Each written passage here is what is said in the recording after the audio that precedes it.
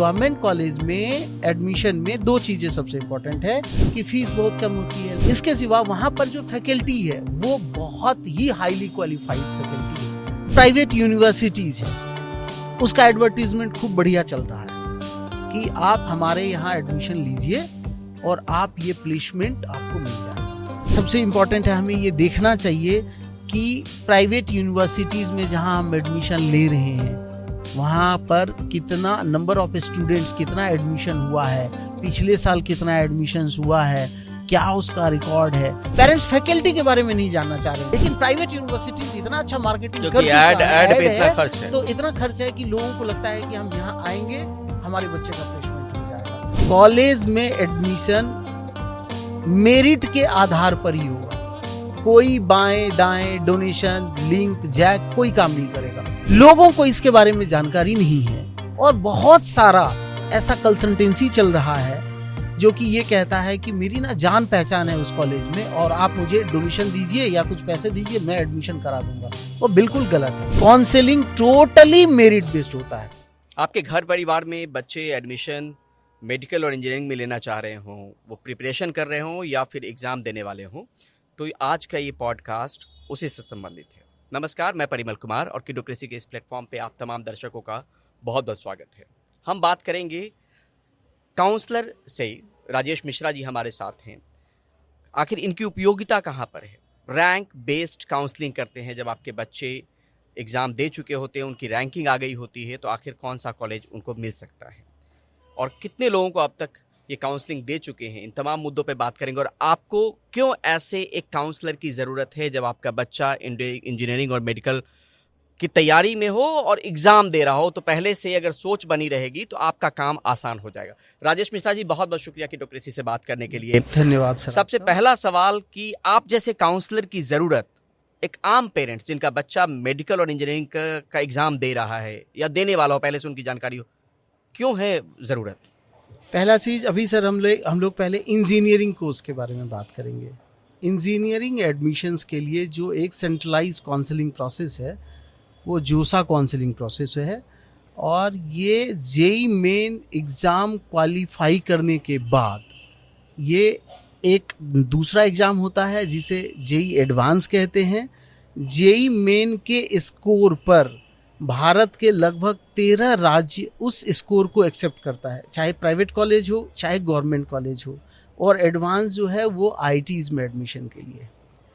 हम लोग बात करेंगे कि जेई मेन में बच्चे ने एग्ज़ाम दिया और जैसे पिछले साल 2025 में लगभग 93 परसेंटाइल यूआर कैटेगरी के लिए एक क्वालिफाइंग कटअप था।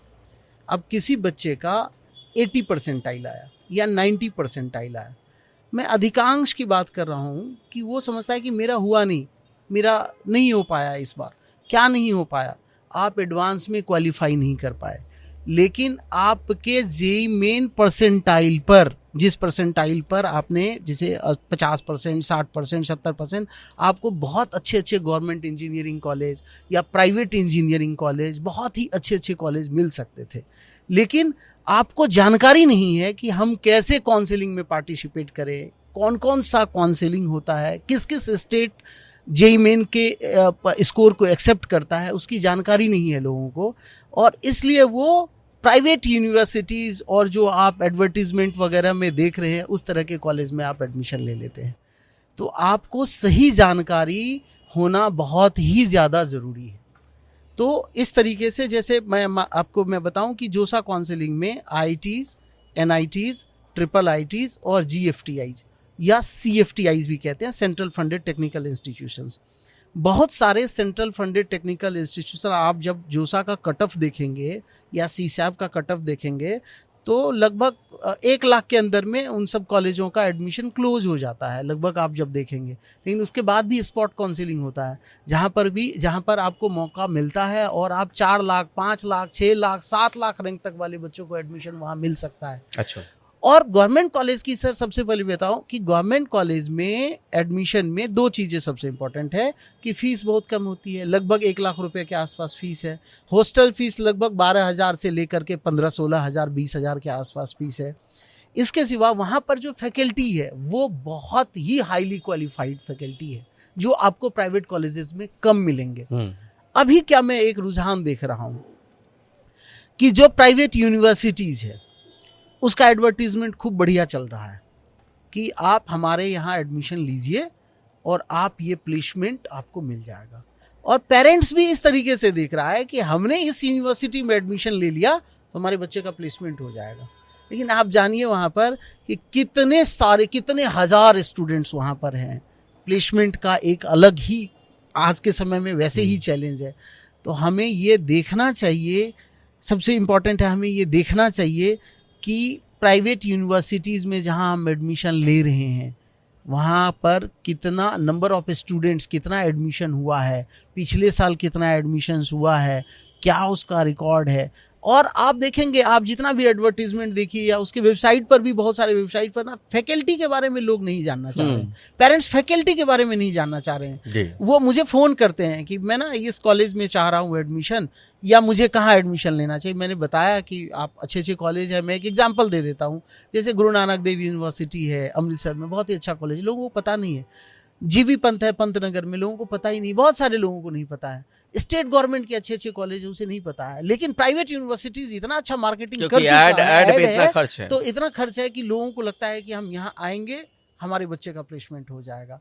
प्लेसमेंट ऐसे नहीं होता है। प्लेसमेंट आपके परफॉर्मेंस से होता है, ना कि उस कॉलेज में एडमिशन ले लेने से होता है। लोगों को जानकारी नहीं है और लोग ये इस बारे में पूछना भी नहीं चाह रहे।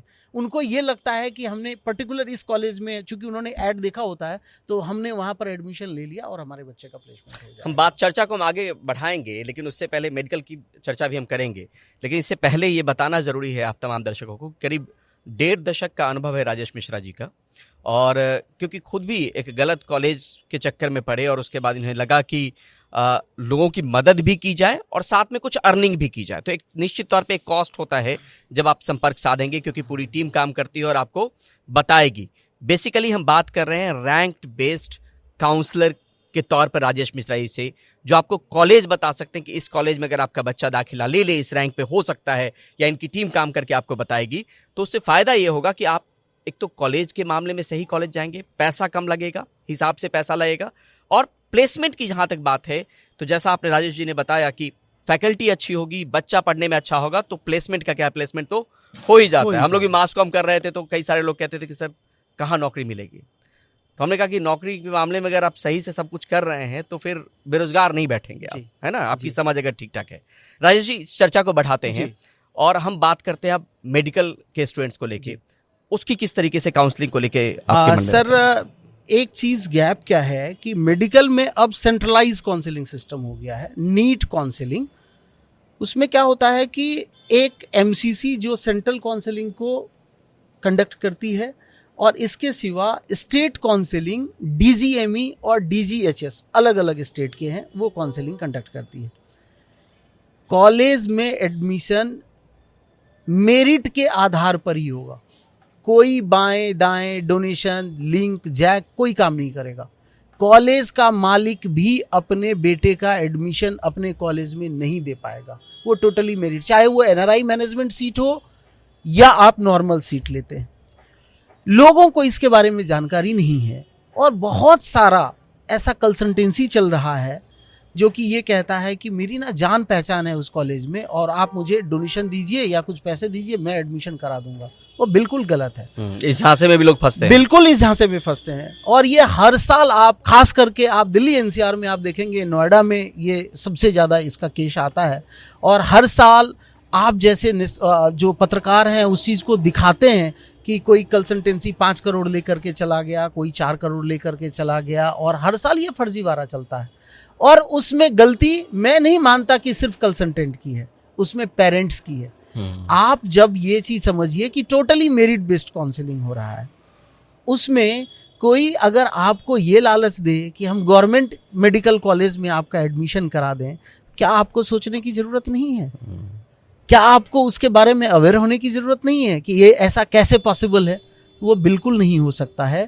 काउंसलिंग टोटली मेरिट बेस्ड होता है, कोई बाएं दाएं नहीं। इसी तरीके से जिस तरीके से अभी नीट का है काउंसलिंग, उसी तरीके से इंजीनियरिंग काउंसलिंग में भी हालांकि सेंट्रलाइज काउंसलिंग की जरूरत है, जो कि अभी नहीं हो पा रहा है। प्राइवेट यूनिवर्सिटी अपना काउंसलिंग कर रहा है, अपना एग्जाम ले रहा है। अलग अलग स्टेट का आप देखेंगे गैप भी है, जैसे कि बैलेंस्ड है। नीट काउंसलिंग में सेंट्रल और स्टेट काउंसलिंग बैलेंस्ड है, वो कोऑर्डिनेशन है। कोऑर्डिनेशन एमसीसी और स्टेट काउंसलिंग का है, उस तरीके से इंजीनियरिंग काउंसलिंग में नहीं है। इंजीनियरिंग काउंसलिंग में जो जोसा और सीसैब का होता है वैसा ही स्टेट का भी होना चाहिए। आप देखेंगे कि बिहार का काउंसलिंग बहुत लेट चला गया, तो यूपी का काउंसलिंग बहुत लेट चला गया। इसी तरीके से राजस्थान का रीप का काउंसलिंग जो है वो बहुत लेट चला गया। इस तरीके से सेंट्रलाइज काउंसलिंग होने की जरूरत है। नीट स्कोर के आधार पर MBBS BDS का जो काउंसलिंग है उसे नीट काउंसलिंग कहते हैं। इसके सिवा एक आयुष काउंसलिंग है, जो आयुष मंत्रालय और AACCC ये काउंसलिंग होता है, और दूसरा स्टेट काउंसलिंग होता है। उसमें BAMS, BHMS, BUMS, BSMS और BNYS कोर्स में एडमिशन के लिए आयुष काउंसलिंग उसके लिए कंडक्ट कराती है। हम ये भी समझना चाह रहे हैं कि आप और आपकी टीम कितने दिनों तक एक स्टूडेंट के पीछे लगी होती है बताने के लिए कि आपके पास ये ऑप्शन है, या किस तरीके से गाइड करते हैं आम पेरेंट्स को, अगर आप बताएं, और कौन सा फर्म है जिसके जरिए ये गाइडेंस लोगों को मिलता है? जेईई मेन का 2 एग्जाम होता है, एक जनवरी में और एक अप्रैल में। तो नॉर्मली जनवरी एग्जाम के बाद जब परसेंटाइल डिक्लेयर हो जाता है, उसके बाद लोग पेरेंट्स कांटेक्ट करना शुरू कर देते हैं। क्योंकि मैं ब्लॉगिंग वगैरह करता हूँ, मैं कंटेंट वगैरह लिखता हूँ कि किस तरीके से हम काउंसलिंग करें और क्या करें, तो वो सारे लोग हमसे जुड़ना स्टार्ट कर देते हैं। तो आप ये समझिए कि उसी हिसाब से हम लोग स्ट्रेटजी और प्लानिंग पहले से तैयार करते हैं। यानी कि फरवरी से आप मान के चलिए, मार्च से लोग कांटेक्ट करना स्टार्ट करते हैं, और ये प्रोसेस लगभग 15 से 20 अगस्त तक चलता है काउंसलिंग का प्रोसेस। उसमें सेंट्रल काउंसलिंग भी है और उसके जो होम स्टेट वाले काउंसलिंग है। जैसे उत्तर प्रदेश का बच्चा है तो वो यूपी टेक काउंसलिंग के लिए भी वो उसको हम सपोर्ट देते हैं, और साथ में जोसा और सीसैब काउंसलिंग को भी। इसके सिवा जो उत्तराखंड है बगल में, उत्तराखंड का काउंसलिंग है, हरियाणा का काउंसलिंग है, पंजाब के अलग अलग काउंसलिंग है। मतलब 4-5 महीनों तक ये प्रक्रिया चलती है। और मैक्सिमम इसमें बच्चे को क्या बेनिफिट मिल सकता है, अच्छे कॉलेज में वो कैसे जा सकता है, ये हमारी टीम, जो कि लगभग 20 लोगों की हमारी टीम है, इसमें हम लोग मदद करते हैं। हम ये काम 2009 से कर रहे हैं। अभी हमारा फर्म का नाम है GLN admission advice private limited, और ये हम लोग एक नॉमिनल फीस लेते हैं, बहुत ज़्यादा नहीं होता है, 20-25 हज़ार रुपये इसका फीस होता है, क्योंकि 4 महीने हमें वो सर्विस देनी पड़ती है, और सारे खर्चे हैं, स्टाफ है, डाटा हम लोग वहाँ पर अपडेटेड इंफॉर्मेशन रखते हैं कि जैसे जोसा काउंसलिंग राउंड 1 में ये कट ऑफ गया, सेकेंड में ये गया, या फिर UPC काउंसलिंग में ये कट ऑफ गया, यूपी टेक काउंसलिंग में ये कट ऑफ गया, ये सारी जानकारी हम लोग देते हैं, और एक छोटा सा अमाउंट हम लोग लेते हैं और अवेयर करते हैं। हमारे वेबसाइट पर भी हमने लिखा हुआ है कि सिर्फ और सिर्फ मेरिट के आधार पर आपका एडमिशन होता है, कोई जुगाड़बाजी काम नहीं करता है। आप अगर अच्छे कॉलेज में एडमिशन से चूकते हैं तो वो सिर्फ जानकारी के अभाव में, आपको जानकारी नहीं है। आप जानकारी लें। आप मेरे जैसे और भी लोग हैं जो काम कर रहे हैं, इंटरनेट पर भी बहुत सारी सामग्री मिली है, आप अवेयर हो कम से कम।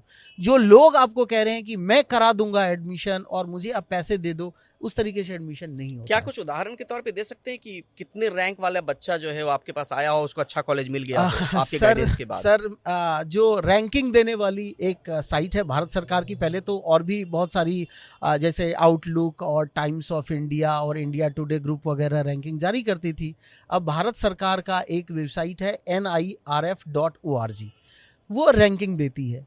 तो हम लोग टॉप 200 कॉलेज, जनरली वहाँ पर टॉप 200 कॉलेज का लिस्ट दिया हुआ है। इंजीनियरिंग की मैं अगर बात करें तो टॉप 200 इंजीनियरिंग कॉलेजेस में चाहे आपका रैंक 10 लाख हो, चाहे आपने जेईई में नहीं दिया हो, फिर भी एडमिशन हो सकता है।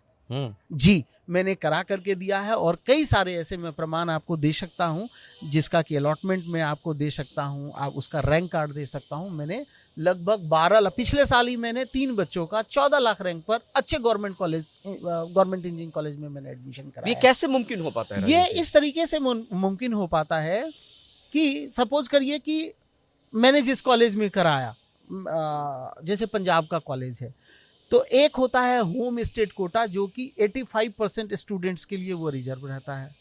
दूसरा रहता है all India quota.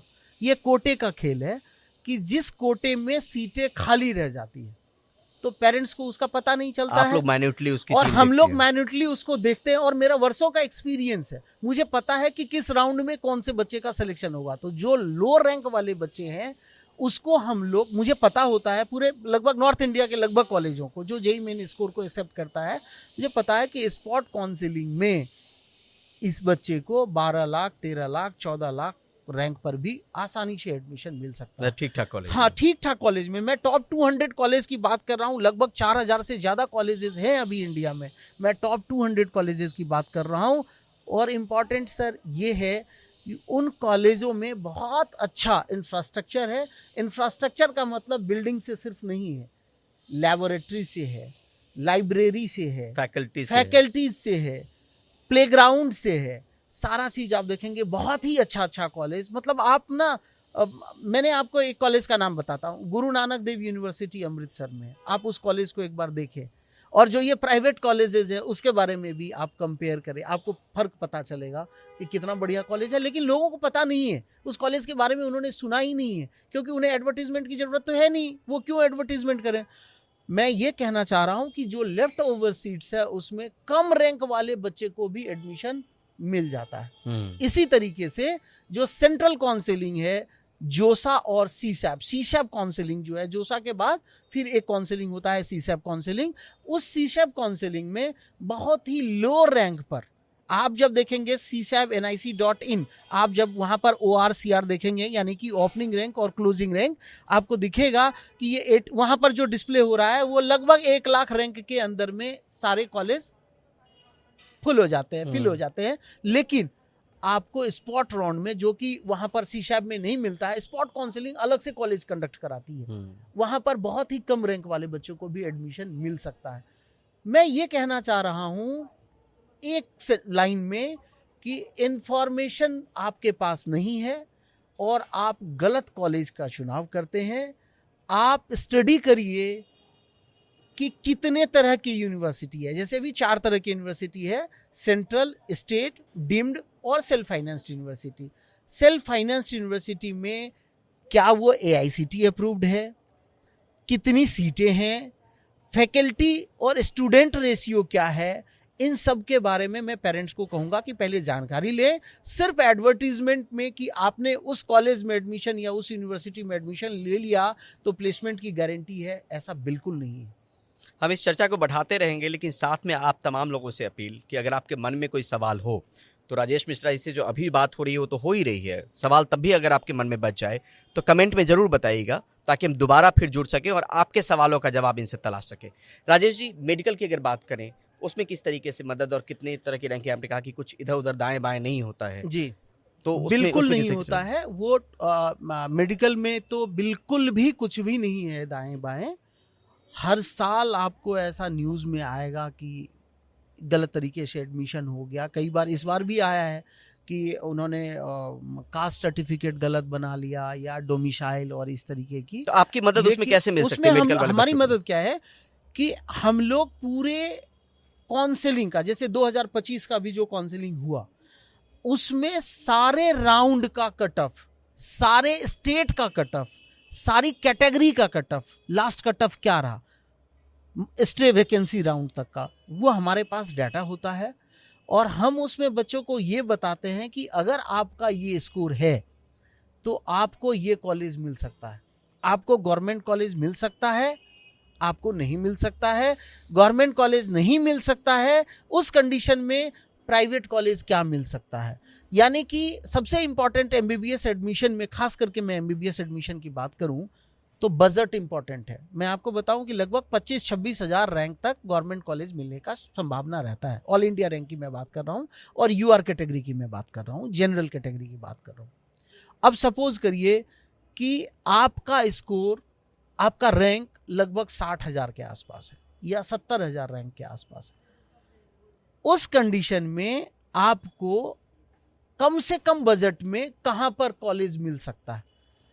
Uttar Pradesh में मिल सकता है, उत्तराखंड में मिल सकता है, या छत्तीसगढ़ में मिल सकता है।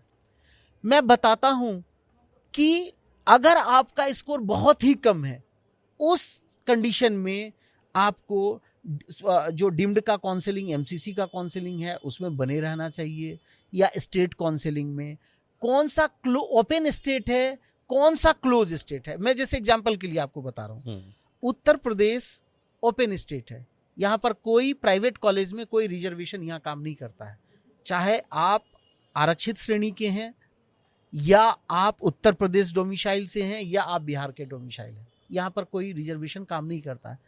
पंजाब जो है वो क्लोज स्टेट है, वहां पर वहां के गवर्नमेंट कॉलेजों में एमसीसी ऑल इंडिया कोटा 15% से तो आप वहां के गवर्नमेंट कॉलेजों में एडमिशन ले सकते हैं, लेकिन वहां के प्राइवेट कॉलेजों में आपका पंजाब का डोमिसाइल होना जरूरी है। इसी तरीके से सेमी क्लोज स्टेट, जैसे राजस्थान की हम बात करें, राजस्थान में फर्स्ट राउंड और सेकंड राउंड ये राजस्थान के निवासियों के लिए सिर्फ काउंसलिंग में वो हिस्सा ले सकते हैं, उसके बाद ऑल इंडिया के लिए वो काउंसलिंग स्टार्ट होता है। तो कहने का मतलब यह है कि हम एक आपके रैंक और आपके रैंक के आधार पर एक बेस्ट स्ट्रेटेजी तैयार करते हैं, आपको क्लियर फिगर पिक्चर बताते हैं कि आपको किस स्टेट में जाना चाहिए और किस बजट में आपको कॉलेज मिल सकता है। ये बजट पूछते भी पेरेंट्स, ये बजट पूछते हैं पेरेंट्स। एमबीबीएस एडमिशन में सबसे पहला क्वेश्चन होता है कि अगर हमारा गवर्नमेंट इंजीनियरिंग कॉलेज नहीं होता है, तो अक्सर लोगों का कहना है कि भाई हमें तो बजट नहीं है, तो 60-70 लाख से नीचे अभी इंडिया में कहीं पर फीस है ही नहीं। अभी तक कितने बच्चों का काउंसलिंग किया होगा आपने इंजीनियरिंग और मेडिकल को?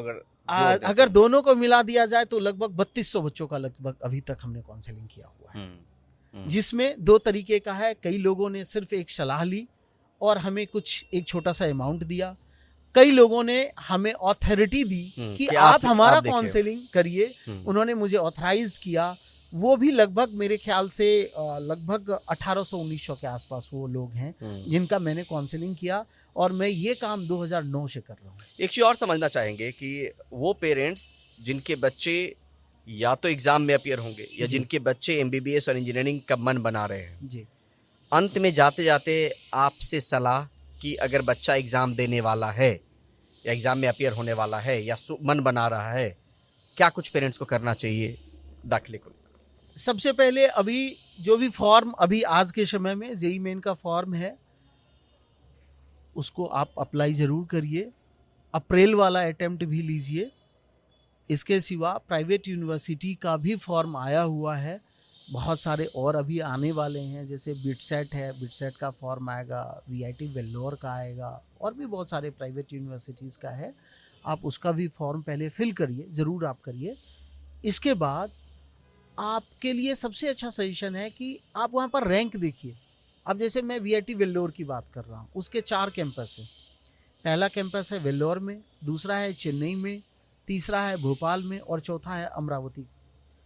आप सिर्फ, मैं आज के डेट में सबसे इंपॉर्टेंट जो एक मैं कहना आपके माध्यम से चाह रहा हूं कि पेरेंट्स को सिर्फ कंप्यूटर साइंस के लिए, अभी जितने भी कॉल आ रहे हैं उसमें 95% कॉल है वो कंप्यूटर के लिए है, आईटी के लिए है, एआई के लिए है, एमएल के लिए है, इसी का ये अभी इंक्वायरी चल रही है। और इसमें हो क्या रहा है, मैं यहाँ उत्तर प्रदेश के कॉलेजों की ही बात करूँ, ग्रेटर नोएडा नॉलेज पार्क में बहुत सारे कॉलेज हैं।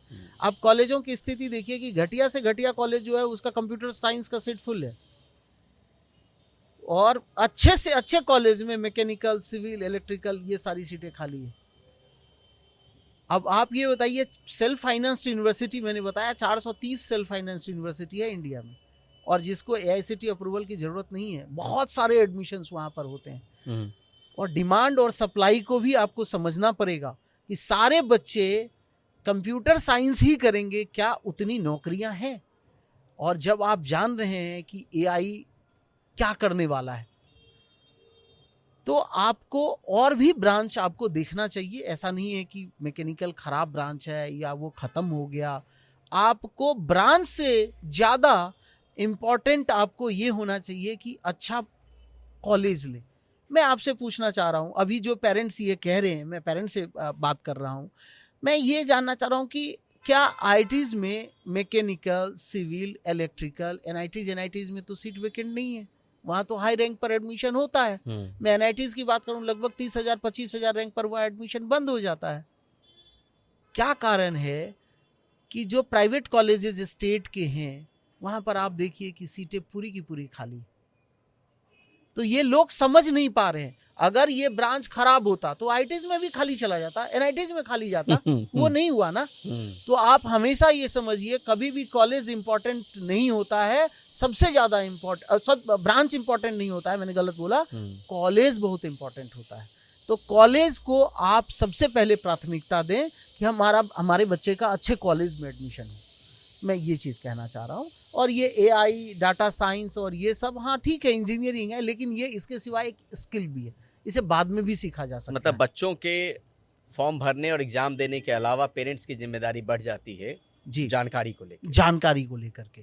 और इसमें खास तौर पर सिर्फ ब्रांच के पीछे नहीं भागना है।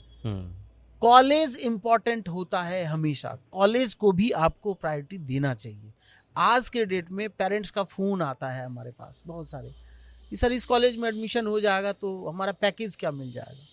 उन्हें ये पूछना चाहिए कि इस कॉलेज में कैसी फैकल्टी है, क्या उस कॉलेज ने अपने वेबसाइट पर फैकल्टी के बारे में जिक्र करा है, उन्होंने बताया है कि हमारे फैकल्टी कहाँ से पढ़े हुए हैं, वो नहीं बताते। या एलुमनाई कैसे हैं, ट्रैक रिकॉर्ड कैसा है, बहुत इंपॉर्टेंट है ये सारी बातें। एलुमनाई बहुत ही इंपॉर्टेंट है। मैंने बीएचयू से पढ़ाई करी है और मुझे लाइफ में बहुत सारी मदद मिलती है।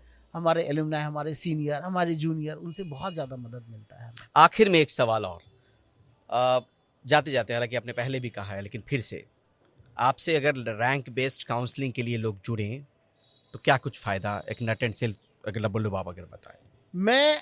अगर आप हमसे काउंसलिंग के लिए जुड़ें तो सबसे इम्पॉर्टेंट जो मैं कर सकता हूं, आपके रैंक के आधार पर बहुत ही अच्छे गवर्नमेंट इंजीनियरिंग कॉलेज में एडमिशन हो जाएगा। इसके सिवा कि आपके रैंक पर जो पॉसिबल अच्छे कॉलेज है, आपको गलत कॉलेज हम लोग सजेस्ट नहीं करेंगे, अच्छा कॉलेज सजेस्ट करेंगे कि आप इस कॉलेज में जाइए और पूरी जानकारी दी जाएगी कि ये कॉलेज आपने क्यों चुनना है, ये ब्रांच आपने क्यों चुनना है। हम लोग कॉलेज के लिए भी काउंसलिंग देते हैं और ब्रांच के लिए भी काउंसलिंग देते हैं। तो ये हमसे जुड़ने का फायदा है कि सही, आपको बिल्कुल सही फैक्ट्स आपको मिलेगा। ये बायस्ड नहीं करते हैं कि इस कॉलेज के लिए, जैसे कॉलेज वाला बहुत सारा हम लोगों को ऑफर करता है कि आप मेरे कॉलेज के बारे में बताओ, आपको हम कुछ पैसा देंगे। हम लोग उस तरीके से काम नहीं करते हैं। हम स्टूडेंट से एक अपना फीस लेते हैं और गाइडेंस देते हैं। काफी कॉलेज हमें अप्रोच करते हैं, एक तरीके से पेरेंटिंग वाली हमारी पेरेंटिंग वाला वो काम, पेरेंट्स वाला जो काम है वो आप अपने जिम्मे ले लेते हैं कि आपके रैंक पर बेस्ट कॉलेज आपको क्या मिल सकता है, ये हम लोग बताते हैं। ठीक है राजेश जी, बहुत बहुत शुक्रिया। और अगर आपके मन में कोई सवाल रह गया हो जो राजेश जी से पूछना चाहते हैं तो हम दोबारा भी पॉडकास्ट कर सकते हैं, दोबारा इनसे जुड़ सकते हैं। तो सवाल हमें ज़रूर कमेंट बॉक्स में भेजिएगा ताकि हम फिर से उनके जवाब तलाश सकें। बहुत बहुत शुक्रिया, बहुत बहुत धन्यवाद। नमस्ते।